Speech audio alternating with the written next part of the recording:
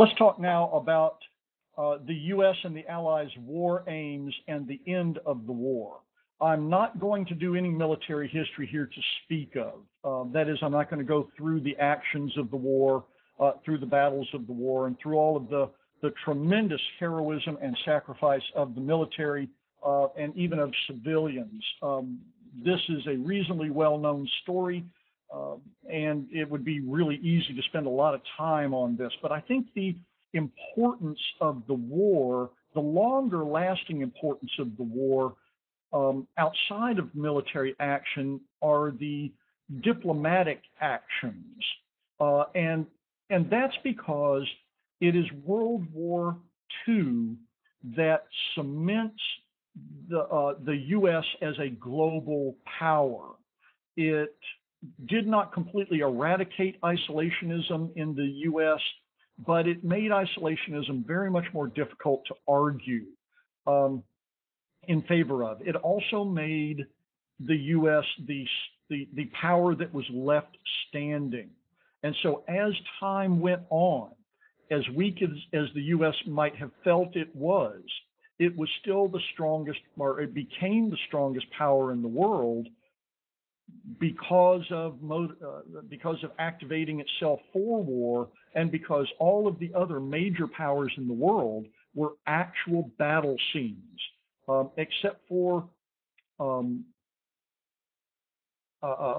Harbor and some few ineffectual balloon attacks by the Japanese on the West Coast. There was no fighting on U.S. soil, and certainly no great destruction of industry or wealth. So let's look at these war aim conferences and what they wanted to do. I don't know how you feel about these lectures. I try not to just read the slides. I try to elucidate the slides. I put the slides up, and I know it's kind of ineffectual to have bullet-pointed slides, but I want you to be able to follow along and listen and read simultaneously. Well, in this case, it may appear that I'm just reading the slides. Nevertheless, if you can remember the points on the slide, you will have gotten most of what I want you to get. I've filled these slides up with words, and I'll try not to blip through too quickly. Okay, the very first War Aims conference that the U.S. engaged in occurred even before we entered the war, in a secret meeting between Franklin Roosevelt and Winston Churchill. The first time they ever formally met was in Newfoundland in August of 1941. Remember, we did not go to war until December 8th, 1941. Now, Roosevelt and Churchill met for 3 days in August and wrote out an 8-point statement of their war aims and primarily their peace aims. And these were an extension of Woodrow Wilson's 14 points. 5 of these 8 were advocacy for individual and group rights, what Wilson would have called self-determination, and what FDR had proposed as his 4 great freedoms: freedom from want, freedom from fear, et cetera, et cetera. 3 of these 8 points were what we can call liberal interventionism writ large, a statement about freedom of the seas, a statement about open trade, and a permanent structure to assure world peace. So that is that point 8 outlined what became the United Nations. This was a statement of principles that the U.S. and Great Britain agreed upon. It was not any kind of treaty. The U.S. could not make a treaty with Great Britain about these war aims and aims for peace in August of 1941, that would have been an act of war against the nations on the other side with whom we were attempting to maintain our neutrality, at least in practice, if not in principle. Okay, we get into the war in December of 1941. 1942 is pretty much taken up with us gearing up for war, trying to get involved in North Africa, which was the only place that we could fight the Germans and the Italians, who we perceived to be the bigger threat, at least to the Western democracies.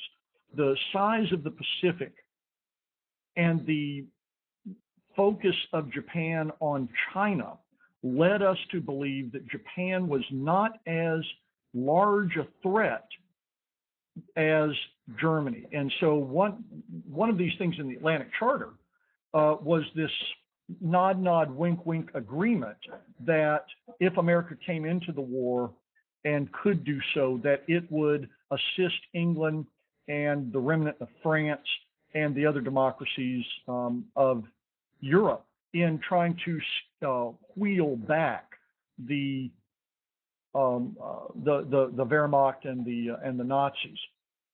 Okay, so we get involved in island hopping in the Pacific, and fight some battles to get some significant toeholds going, carrier battles, but we begin battling in North Africa as well. And in 1943, we can see the march of progress across the face of North Africa as we pushed, that we and the English and the French and the Soviets all pushed Germany and Italy back out of the areas into which they had become overextended. The first of these 1943 conferences takes place, probably good if I give you the slide, takes place in Casablanca in January of 1943. If you've seen the movie Casablanca, every time I hear the word Casablanca, I not only think of Morocco, but I think specifically of the movie. And I always want to make a joke about how the conference didn't actually occur in Rick's American bar, but that joke always holds flat, so I won't make it. At the Casablanca conference between England, the U.S., and the Free French, note who's left out of that: the nationalist Chinese and our other ally, the USSR. Left out of the Casablanca conference. We agree with these other signatories that unconditional surrender of Germany would be the war aim of the three listed here. Unconditional surrender. Also, and here's why the USSR was not included, England, the US, and French agree that Italy would be attacked before France was invaded. Stalin and the Soviets, because they were getting pounded by the Germans, were screaming for an invasion of France, knowing that the Germans wouldn't take an invasion of Italy seriously enough to divert troops from the Germans' Eastern Front, from the Russian front. At Casablanca, we made an agreement that the Germans and the Soviets could slaughter each other, and that Italy would be attacked before France was invaded. In Cairo, not Morocco, but Egypt, by November of 1943, the Allies had pushed the Germans and the Italians back, and it was only mopping up that needed to be done. The Allies were just about to launch the Italian invasion, and the English, the US, and the nationalist Chinese met in Cairo to keep China in the war. And the way that the U.S. and England agreed to keep China in the war was to support its claims on Taiwan and particularly Manchuria. That is, we and the English would support the claims of China against those of the Soviet Union in Manchuria. We also promised to support the nationalist Chinese of Chiang Kai-shek against the Red Chinese, the communists under Mao.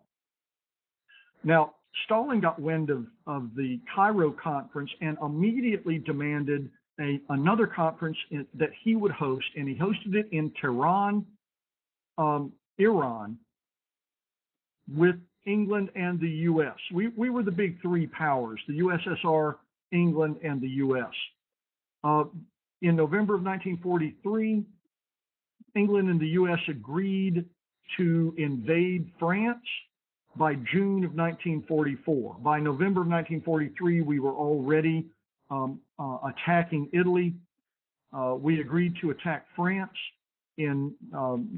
actually to attack Germany through France in June of 1944. And the three great powers seen here agreed that when Germany was defeated, that these powers would partition Germany to keep it from being a threat again. It is also at Tehran, and this is important. Not only do you see here that it's the first time Stalin met FDR and Churchill, but it is at Tehran that the USSR agrees to enter the Pacific War, that is, declare war against Japan. It had a peace treaty or a non-aggression pact with Japan to declare war against Japan 90 days after Germany surrendered. Keep that in mind. It becomes important at the end of the war. Now, between November of 1943 and mid-1944, there were no significant conferences, but in July and August of 1944, the U.S. hosts two conferences, one in New Hampshire at Bretton Woods, the other in Washington, D.C. The Bretton Woods Conference in New Hampshire was a financial conference. How do we deal with the world's finances? By we mean the signatories to the conference after the war. There needed to be some kind of agreement about how to rebuild war-torn areas, about how to keep the political status quo returned to the pre-war status quo, that is, as we knew that the Soviets would be jockeying for position through the local communist parties in both Eastern and Western Europe. And this was an opportunity for the United States, which by 1944 was the last industrial power still standing that had not been pretty much crushed by this grueling war. Then this was a mechanism by which the United States could exert economic hegemony in the world. And it did this by creating, from the old Young Plan, the International Monetary Fund and the World Bank. We also attained agreement from other powers at Bretton Woods that the U.S. dollar, rather than gold, would be the basis of currency exchange in the world. That is, we replaced gold with the U.S. dollar as the medium of exchange in the world. Eventually, then, the U.S. dollar, and it is now, could be used to pay debts between countries, or countries could peg their currency value to the U.S. dollar. This made the U.S. dollar, rather than gold, the most sought-after medium of exchange in the world. The Dunbarton Oaks Conference in Washington, D.C. in August picked up where the Atlantic Conference of 1941 had left off, and the U.S., England, the Republic of China, and the USSR agreed to establish the United Nations and began laying down basic rules for the structure of the UN. Principally, they agreed at Dumbarton Oaks that there would be two bodies within the UN, the General Assembly and the Security Council. And the Security Council would be composed of the five allied powers: England, the US, the Soviet Union, China, which at that time was the Republic of China, and France. So Bretton Woods established the IMF and the World Bank, an American dollar hegemony, and Dumbarton Oaks began building the United Nations. 1945 sees two more significant conferences in February.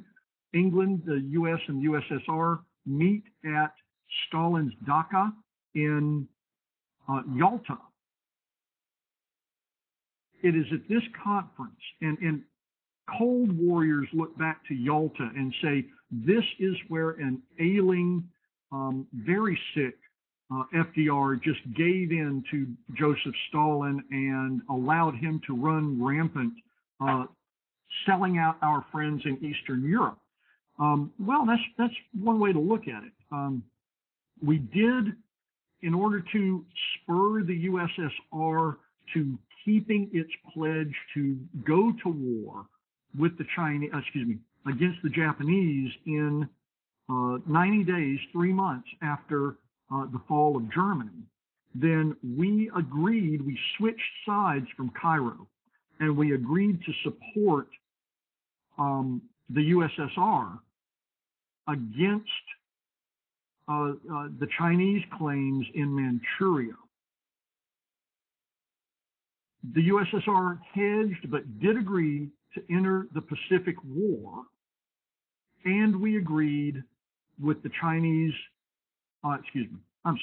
with the Soviet demand that it be able to dominate Eastern Europe. The Soviets, who were basically Russians at heart, had been invaded 3 times in 115 years. And they were kind of tired of it, and they wanted a buffer zone between Germany and France and themselves. And this would be Eastern Europe. Now, this became a hotbed of contention and the spark that created the Cold War. But there are scholars who believe that if the Soviet Union had been left secure in its borders, secure with this buffer zone, and provided with a warm water port, then it might have been possible in the realpolitik world to avoid the Cold War. Others will claim, and we'll talk about the Cold War in a while, that it was the rhetoric of international communism versus international capitalism that led the two great practitioners of those systems to belly bump with one another. It's also at Yalta that all of these powers reaffirm their commitment to creating the United Nations and working through it. Again, they recommit to what they had committed to earlier at Tehran, which would be that Germany is divided into occupation zones. This just firms up what they had agreed to do in at Tehran. The Potsdam Conference sees changes in players from July 16th to August 2nd, after Germany surrendered. 1945, meeting in the old Prussian Castle of the King at Potsdam. Then we find that Stalin is still there. Harry Truman has replaced FDR, who died in April, and Churchill starts the conference, but then his government is thrown out in an election, and Clement Attlee becomes the prime minister and replaces Churchill in the middle of the conference. This is Potsdam is the point at which, and probably one of the most important outcomes of Potsdam, is that Truman was able not only to stand his ground against Stalin. Truman was an unknown and a cipher, and people thought of him as weak, but he proved that he was tenacious and tough, could stand his ground against Stalin, who was probably the most powerful world leader at that point in time. He was also able to get the Soviets to actually commit to entering the Pacific War.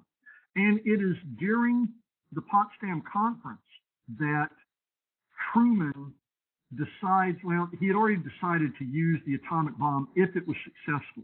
The atomic bomb tested successfully during the conference. And Truman announced toward the end of the conference that that the U.S. would take a particular route of employing the atomic bomb. That is, it would bomb what it called strategic cities as a demonstration to the Japanese, but also as a demonstration to the Soviet Union. So how did the war end after all of these conferences? Well, Germany surrendered on May 8, 1945, 3 days after Stalin and, after Hitler and company killed themselves in a bunker. 90 days later, then we see the USSR actually enters the war against Japan. But before that, on August 3rd, Truman, having been told that the A-bomb was successfully tested while at Potsdam, announced to Japan that if they wanted to avoid being bombed with this new and improved weapon, they had until August 3rd to surrender. When the Japanese did not surrender on August 3rd, then Truman green-lighted the atomic bombing of Hiroshima, dropped from the Enola Gay B-29 on August 6th. On August 8th, the USSR, as it said it would, declared war on Japan. On August 9th, the U.S. bombed Nagasaki. The bomb the bomb at Hiroshima was Little Boy, and the bomb at Nagasaki was codenamed Fat Man. They were two different kinds of atomic bombs. The triggering mechanisms were different, and the explosive devices were different. Japan surrendered on August 14th, and we call that VJ Day. American historians, beginning with the former Secretary of War Stimson, began promoting the notion that it was the atomic bomb that led the Japanese to surrender, and that we had to use the atomic bomb directly on Japan to avoid 500,000 to 1 million casualties. Now, Gar Alperovitz goes into great detail debunking this concept, and Hasegawa, in his 2005 book, Racing the Enemy, argues that the Japanese surrendered not because of the atomic bomb attacks, but because the USSR entered the war on August 8th. Now, this is going to be continue to be an argument until the end of World War II is outside of living memory and more of the archives open up. But Hasegawa in 2005 used the Japanese archives, and other people are currently working on books concerning this event and what led to the Japanese surrender. So this is an unfolding historiographical battle, and you can throw around the word as an epithet revisionist, but all history is revisionist history. So that epithet is of no consequence whatsoever. No historian worth his or her salt would do anything but wear that badge proudly. History is what we can discover of the past and solid evidence-based interpretations of the past. Well, on September 2nd, General MacArthur accepted the Japanese surrender in Tokyo Bay aboard the newly commissioned battleship USS Missouri. Thus endeth World War II. And so our lecture now had been on the growth of war aims, and then finally the last few days of the war after all of these diplomatic conferences occurred. As always, thank you very much for your attention.